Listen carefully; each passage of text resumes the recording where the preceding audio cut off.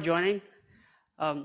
So first I want to announce a couple of things. So there's a slight change. This session was about to be presented by Mike Herbert. He's sick, so I'm trying to fill him in on this one. Second is we will make it interactive. So whatever you have questions, feel free to ask me and stop me at that time. Mike got actually food poison last night, so he was badly sick. I don't know how he's going to remember, but that's fine. So what we'll do is our major goal is on the architecture side, we'll focus more on the hardware first. We'll go on each component and we'll go drill down to the root of it, and then we'll go a little bit design stuff. So this is the agenda that was proposed, that we will have this Nexus 9000, which is a new innovation through CMA spin-in, where we have developed the hardware ASICs, working with the Merchant Plus Silicon with Broadcom T2 or Trident 2 chipsets, and working in both modes. So there are standalone mode and there's an ACI mode. So agenda is pretty simple. We will go on the Nexus 9000 architecture, including the hardware, the chassis, the line cards, some packet forwarding details, and then we'll go on the 9300. So we have two different models of the Nexus 9000, the modulars and the fix. So modular will go first. Modular, we have multiple different options, like we have 8 slot, 4 slots, and 16 slots, and then we'll go on the fixed ones. We'll talk about the 9000s with 40 gig because that was the most key innovations that we focused when we launched the Nexus 9000s. We'll talk about different design options, how we can take the current architectures of Nexus 752 and port it to the traditional Nexus 952 or Nexus 2K directly with it. And some DevOps models, like what innovations we are doing with the development perspectives, and how you can work with ACI and Nexus 9000 together. So the big picture is like how these models really work from the roadmap perspective, right? So we have a lot of different modules. So if you look on the left side, which is the 9300, so these are the fixed form factors. We have 48 ports, 1/10 gig SFP plus with uplink, 12-port uplink on it. So here you can see this is the GEM module that connects as an uplinks. Then we have 96 ports, 1/10 gig on copper, where you have all this front panel ports as a copper, and you have 8-port QSFP plus, which is 40 gig. And then you have 12-port GEMs shown here, which is used here. And then you have the modular chassis. So you have 9500 as modular. We have 3 variations, so 9504, which is 4 slot reserved. Then we have 8 slot and 16 slot, which is coming in next quarter. They have different types of line cards. They can be used like 36, 40 gig QSFP ports. So there are 2 things that you have to remember. So there are 2 types, actually there are total 3 types of line cards. One is only merchant line card, which means Broadcom Trident 2 chipsets only can be used on a standalone mode. And then there's a merchant plus line card, which means ACI ready. That means if you are using the Nexus 9000 and in future you want to move standalone to an ACI, you can reuse those line cards. Why we did that way? Because in ACI, the operating system is different. So you have to use iNexus OS or NCM Nexus OS code, which looks for the merchant plus silicon itself for the policy forwarding. And we'll talk in the details when we talk about ACI. Then there is another line card specifically for ACI spines, which you cannot use in standalone. And there are a couple of benefits, like common things like performance definitely is a big one, because when we did innovation in ASICs, we want to make sure that we are meeting the customer's requirement, what is new coming in. The port density, definitely the price, because market moves with the different price segments. Power is another big one, because in a data center, the critical thing is how you make sure you're using the best performance with low consumptions of the power and cooling. So we focus on that, and we'll talk in the details how we did that, how we removed the mid-plane concept. And the big one is programmability, because we want to make sure that the DevOps can be used heavily. So 9500 platform, we'll talk about the modular first. Sure. Quick.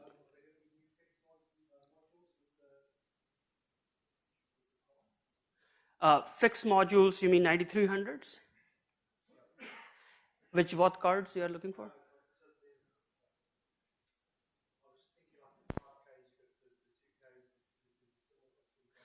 No, so we can actually, that's a good question. So we can reuse the same 2Ks.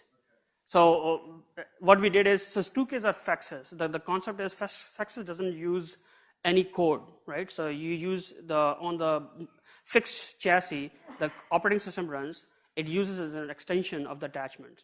So we can reuse all these 2Ks. So that's why we didn't went that route. And it's not even needed because when you do faxes, the key concept is to make sure you don't do the extra cabling. You can have more ports on the top of the racks.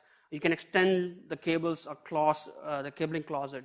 So that's why we don't need to go. And it's a software change, so much easier. So that can be reused. And we'll talk in the design how we will do this discussions.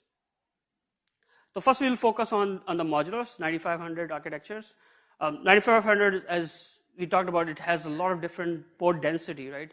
So you can get to 288, 40 ports on 9500 if it's fully populated in 9508. Or you can go 11,152 10 gig port. So how we see these port numbers? So actually it has a concept of a breakout. So if you're using 40 gig, you can break the 40 gig into 4 10 gigs. So that's how the numbers comes up. So you have the same 40 gig port, you want to break out and standalone, you just go and there's a breakout command, you will break all this port. So that's how we do it.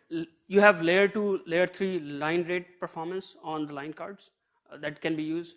Low latency, we focus on highly on this packet low latency, so you can have 3.5 microseconds on all the 36 ports, and we'll see in the architecture and go in the deep on the packet levels. Power is a big one. So what we did is, in power, we focus what we already innovated. So how many of you have already using UCS? Good.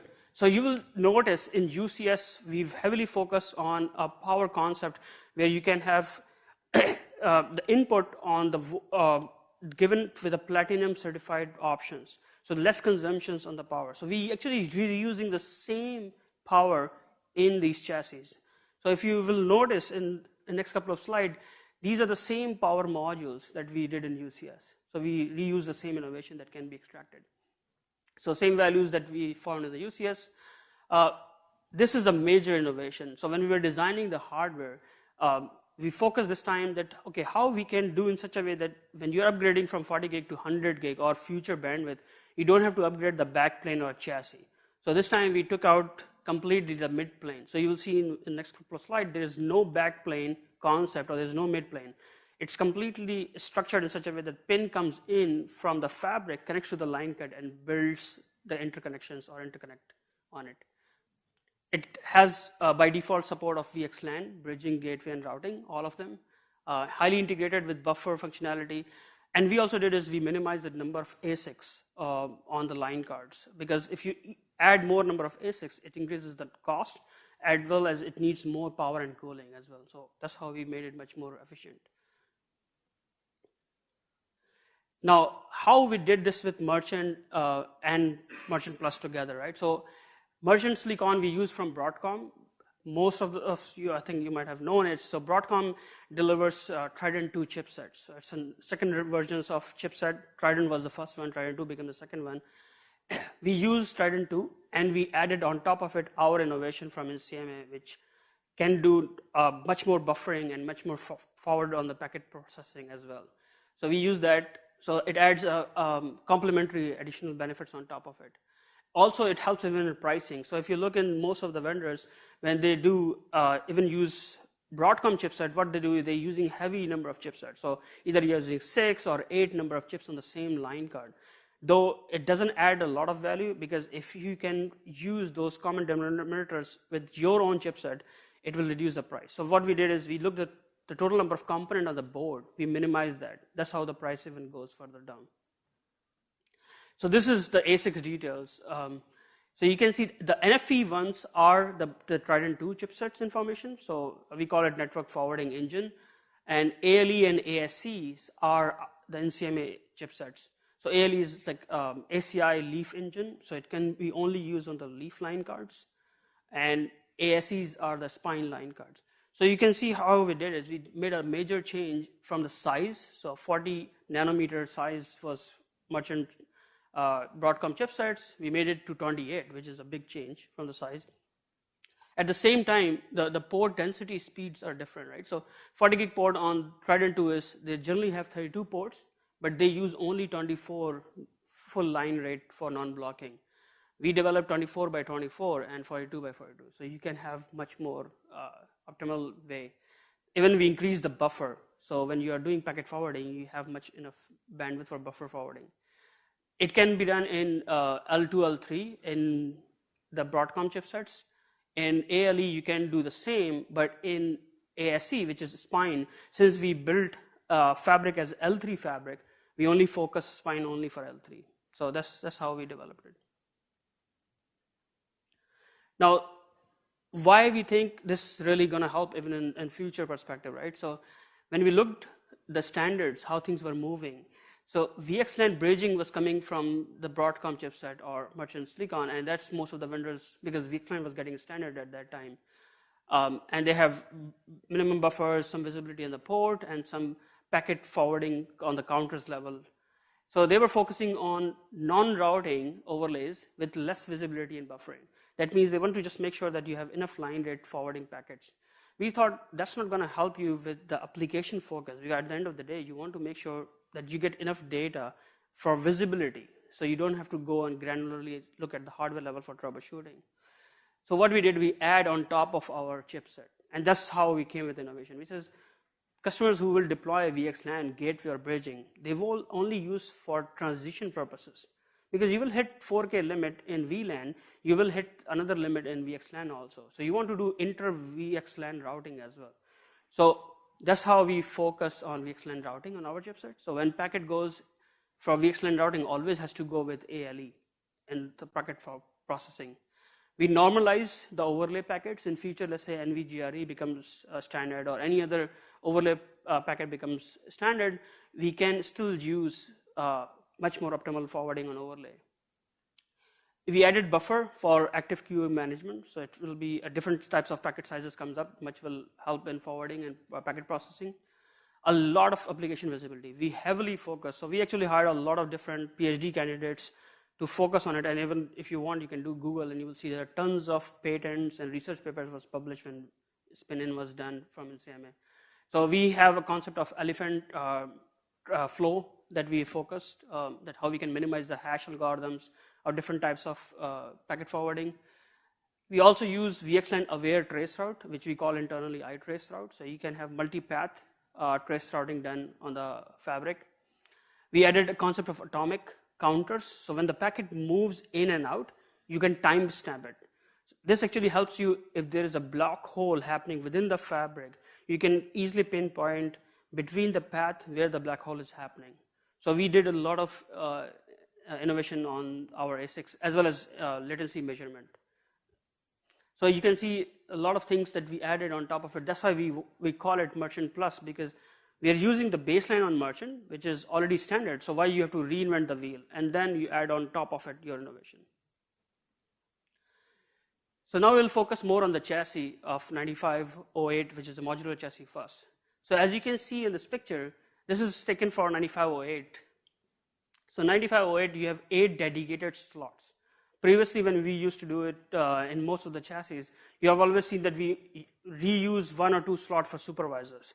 In this architecture, we didn't do that. So the supervisors are dedicated half-width slots. So these are always dedicated. And there won't be confusion. Like even I remember a long time back when I used to work in customer environment, okay, this soup needs to go to this line card, and this soup needs to go to that line card. It became quite confusing. So we said, okay, don't go this route again and again. Make one dedicated slot for soups and reuse it. So we did half-width soups here, which is the first slot. And then you have 8 dedicated line card slots. So you will fully utilize those stuff. Soups are half-width, so they're redundant. So by default, they will come in full redundancy with this.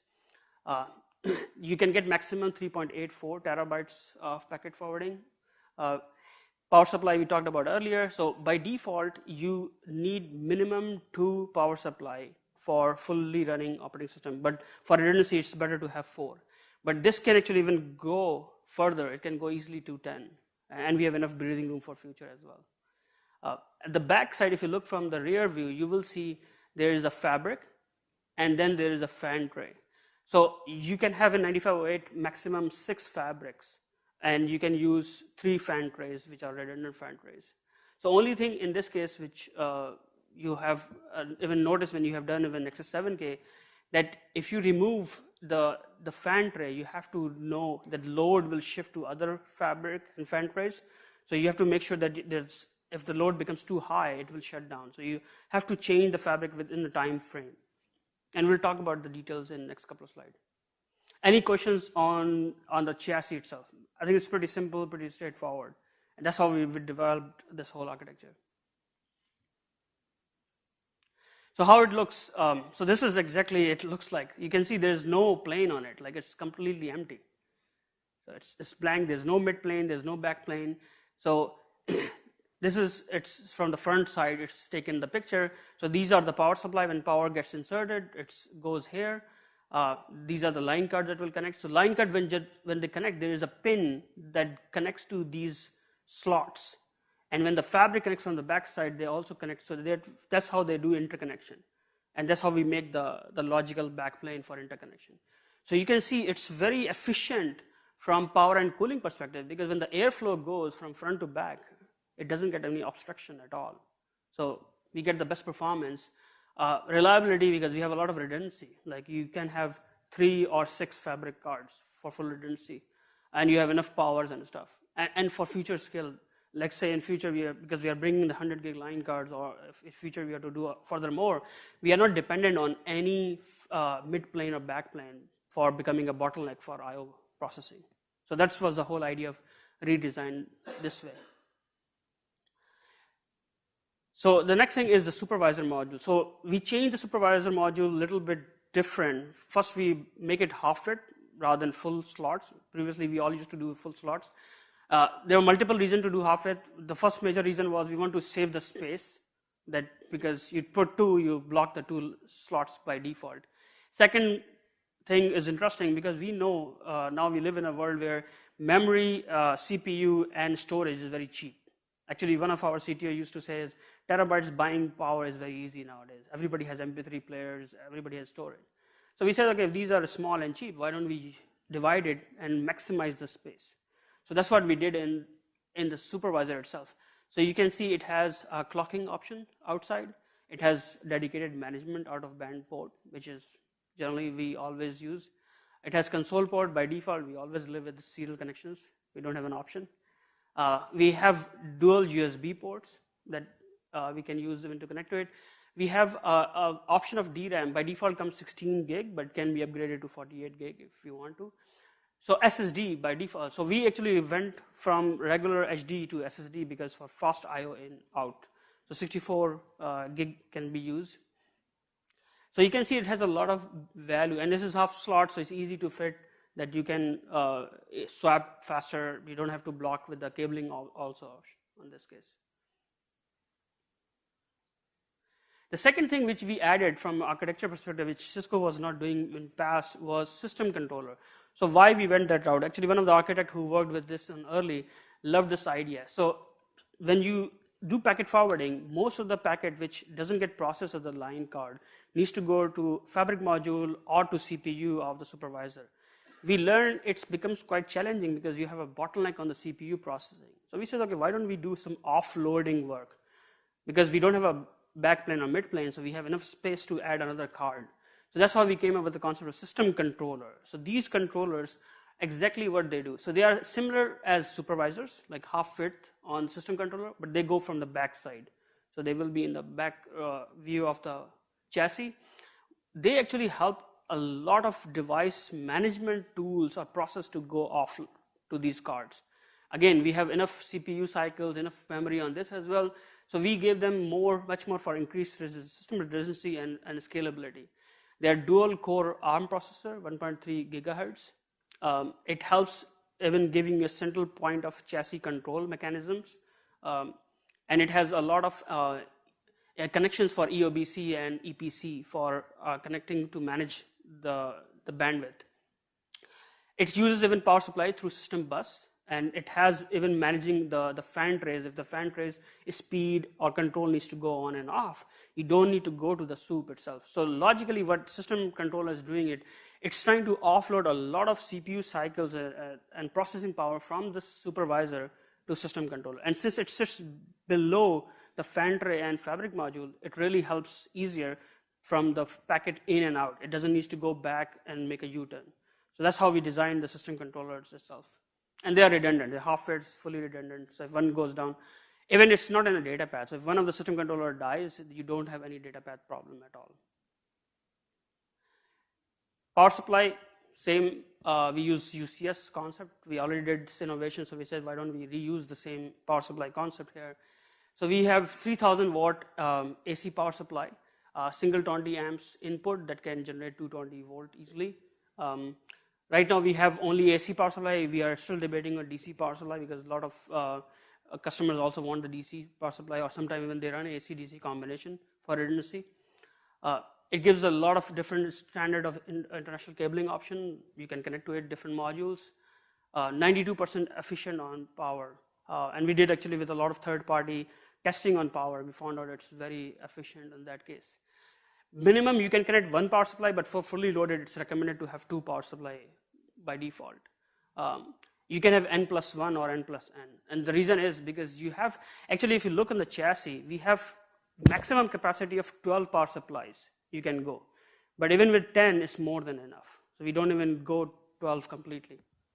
And this gives you enough bandwidth and breathing room, because in future we are adding much more powerful line cards. We need more power on the power supply. So that's how we planned the architecture of the chassis. So power efficiency, we talked about it. Here's the real numbers, because it's important to do the real numbers so you can have those details. So power efficiency, you can see without mid-plane, when we do is with the power, if there's no traffic, you can easily consume 3,233 watts with a fan speed of 10%. But if you're getting at a line rate of 100% traffic in, it uses maximum 4,000 approx. And here even the fan speed is 20%. So fan speed doesn't even go beyond 25% with full packet size of 64 bytes. Which you rarely see, because most of the time packet sizes are mix of different packet headers. So still the power efficiency is not bad. And you're getting not full throttle of the fan speed, because the more fan speed runs, the more power you have to consume. So this is how fan tray look like. So you can see this has dual power fans within this. You have 3 of them. So we use 3 fan trays, 3 dual fan per trays, dynamic speed control, automatic through the system controller, straight airflow from line card and fan, and these are n plus 1 redundant. So when you insert in the chassis, you will see in the next couple of slides how you insert it. This is the fabric module that goes before the fan tray goes in the rear of the chassis. So maximum 6 fabric modules can go, and there are latches. So here you will see there's a screw, there's another screw. So what you do is you unscrew these latches, you take out the latches, and then you use these latches to get aligned. So it's pretty easy, because in past we learned in fabric module you change and you hit the pins also. So this time we learned those lessons. We said, okay, we'll give you a latch to give you directions on those fabric modules. It comes with different speed to control different line cards. It has quad-core ARM CPU, 1.3 gigahertz speed. So you can see that we are using a lot of heavy processing CPU and memory in everything. Line card, supervisors, fan trays, fabric modules. So we are trying to offload as much CPU cycles to different locations. So how it looks like. So this is actually a good picture we took from a lab. So the fan tray here you can see goes after the fabric module. So there are 6 fabric modules can go. You can see these slots. So this is the fabric modules inserted. So by default, if you are inserting minimum fabric modules, you need to use even numbers. So 2, 4, 6. That's you have to always remember. So you have to use even numbers, and then you put the fan tray on top of it. If you're fully loading, you don't need to worry, because you can do all 6 fabric modules in it. So fan trays are installed at the back. They service the fabric modules, and it mentions that if you remove one of the fan tray, the load will go and distribute in the other 2 fan trays. And definitely, if the sensor goes too high, it will shut it down. So you just need to make sure it's a range of 3 to 5 minutes that you have to do the change of the fabric modules, which is similar in old days we did in other Nexus platforms. Here it talks about the different fabric modules, how this interconnect really works.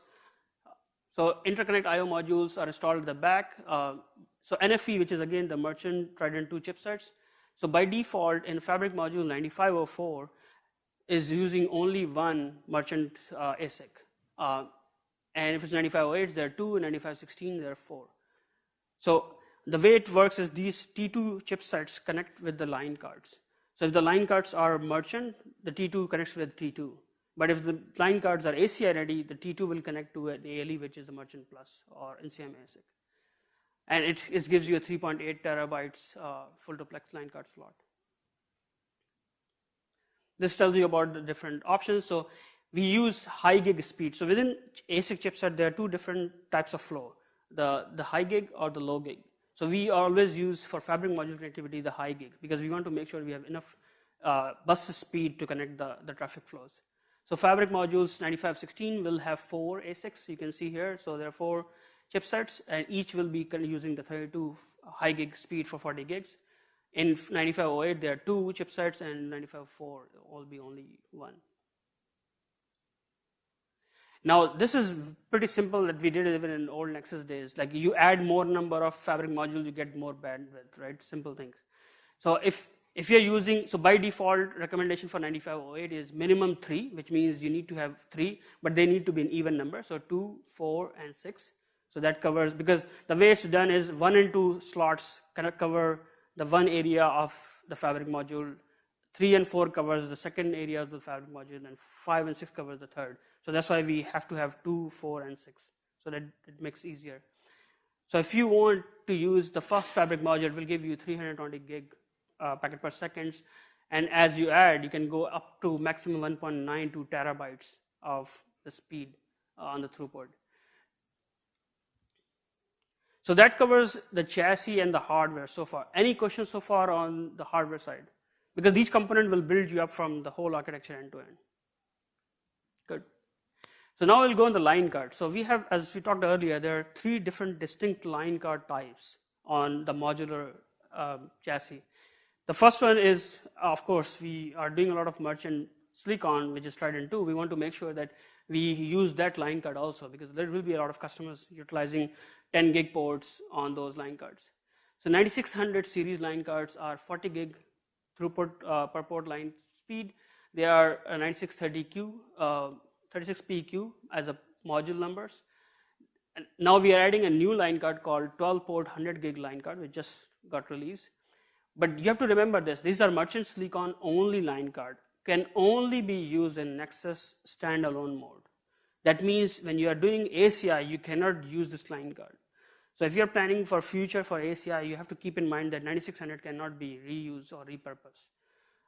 So that's one gotchas you have to remember. If it's 9500 series, yes, they are merchant plus, so they are Broadcom chipset, Trident 2, as well as ALE into it. So the 95 series can be used for both standalone as well as ACI. So it comes in the 3 different flavors, as usual, like copper and fiber, and 40 gig dedicated port. So what we did in copper and fiber, we have 10 gig and 40 gig, and there's dedicated 40 gig as well.